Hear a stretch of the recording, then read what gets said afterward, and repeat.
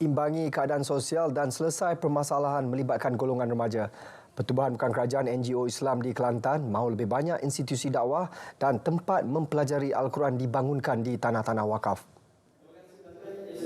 Pengerusi Persatuan Rumah Ngaji Negeri Kelantan PRNNK, Datuk Adnan Hashim kata usaha itu boleh dilaksana melalui RM500 juta dana pinjaman mudah yang diumum dalam Belanjawan 2024.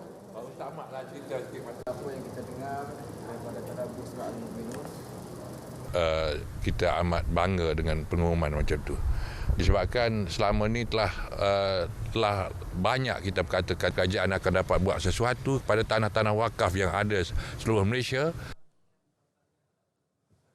Institusi kemahiran bidang berkaitan juga amat diperlukan bagi memantapkan perkembangan pembelajaran ilmu agama di seluruh negara. Selain tanah wakaf, boleh digunakan untuk menambah kawasan perkuburan terutama di kawasan bandar. Di Kuala Terengganu, peruntukan sebanyak RM200 juta bagi meneruskan kelangsungan payung rahmah yang dibentangkan pada Belanjawan 2024 mendapat reaksi positif dari pelbagai pihak. Ia juga selaras dengan hasrat para pengguna yang berharap program jualan tersebut dapat diteruskan pada tahun hadapan. Okey, bagi saya untuk pengguna saya rasa sangat menarik dan memberi manfaat lah kepada komuniti, kerana kalau diikutkan yang ditawarkan ataupun yang diumumkan pada tempoh hari sangat memberi manfaat lah, kerana kalau ikutkan komuniti-komuniti yang kata contohlah di Terengganu ni ramai yang membuat jualan sendiri, masakan sendiri, kuih muih semua kan. Jadi jika dapat subsidi seperti ini sangat bergunalah bagi dia. Saya mengharapkan supaya jualan rahmah diteruskan lagi lah, supaya memudahkan kepada rakyat dan membantu rakyatlah dalam membeli barang keperluan dengan lebih murah. Saya rasa berpatutanlah dengan harga kan, maksudnya lebih senanglah. Macam mak ayah kita pun tak payah fikir dah macam mana nak sara hidup lah, sebab sara hidup kan tinggi sekarang. Dengan ada jualan rahmah ni saya rasa mengurangkan beban mereka lah. Saya sarankan jualan rahmah ni diteruskan lah untuk ayat-ayat akan datang. Malah tawaran inisiatif program Pasar Rahmah berjumlah RM1.2 juta untuk pengusaha pasar borong, pasar malam dan pasar tani bagi membantu mengurangkan kos perniagaan turut mendapat reaksi positif daripada pihak peniaga.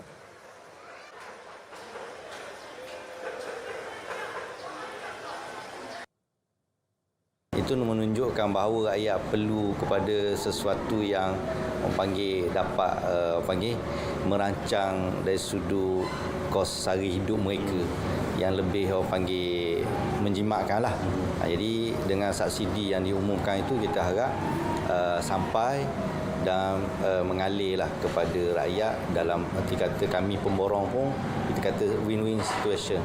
Sebab kita tak akan mampu untuk jual dengan harga yang lebih tinggi berbanding apa yang kita dapat. Kita ke Terengganu, antara paparan menarik penubuhan persatuan, kerang-kerangan dan pameran dapur mok kita. Untuk perincian terus saja ke Kuala Terengganu bersama Bahrum Rahim. Teruskan Bahrum. Baik, terima kasih. Persatuan Kerang-Kerangan Malaysia MSS ditubuhkan Universiti Malaysia Terengganu sebagai usaha melestarikan sumber krustasea serantau. Ia bertepatan slogan UMT, Terokaan Seluas Lautan demi Kelestarian Sejagat.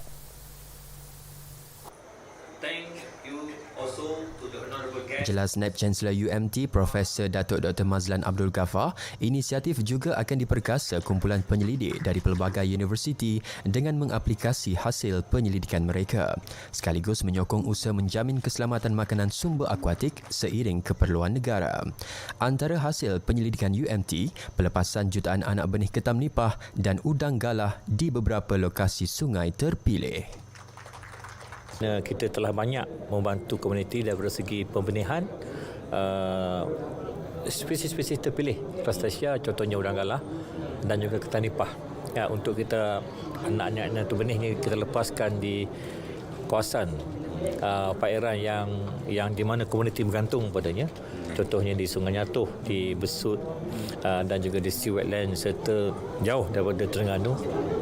di Johor kan, dan juga di Puk Tungun, Kemaman pun kita dah banyak melepaskan benih-benih yang berkaitan.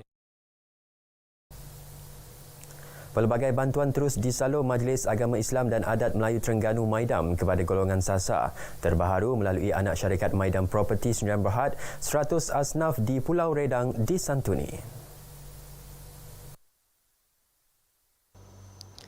Mereka menerima sumbangan silinder gas yang direka dengan pelbagai ciri khas untuk keselamatan pengguna. Kita buat gapo duduk dengan anak-anak ya. Tak ada. Kata tak ada gapo. Jadi hak boleh hak ni cukup alhamdulillah dah. Gaknya. Saya masa akan datang pihak Maidam boleh lagi kembali untuk membantu duduk kampung Maidam di sini. Asnah-asnah lah. Yang itu utamanya asnah-asnah yang betul-betul memerlukan perkara-perkara yang sebutlah. Sumbangan disampaikan pengerusi Lembaga Pengarah Maidam Property Sdn Bhd merangkap Yang di-Pertua Maidam, Datuk Syekh Harun Syekh Ismail. Ini adalah sumbangan daripada Maidam untuk fakir miskin yang mana dalam rangka untuk kita menyediakan isi gas ini lebih daripada 3,000 orang.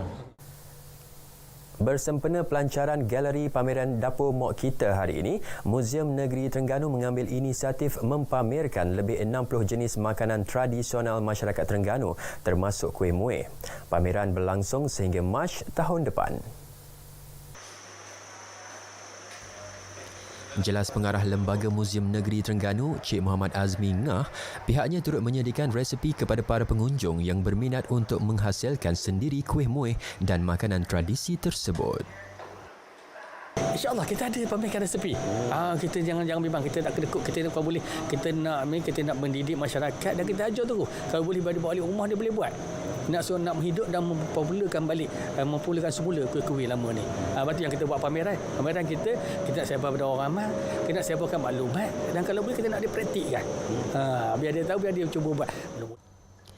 Pameran Dapur Mok Kita dan Seminar Kearifan Tempatan Gastronomi Alam Melayu 2023 berlangsung di Dewan Mandalika Kompleks Muzium Negeri Terengganu Losong. Ia bertujuan melestari dan memperkenalkan lagi makanan tradisional Melayu negeri ini. Sekian paparan berita dari Terengganu, kembali semula ke Angkasa Puri Kota Media.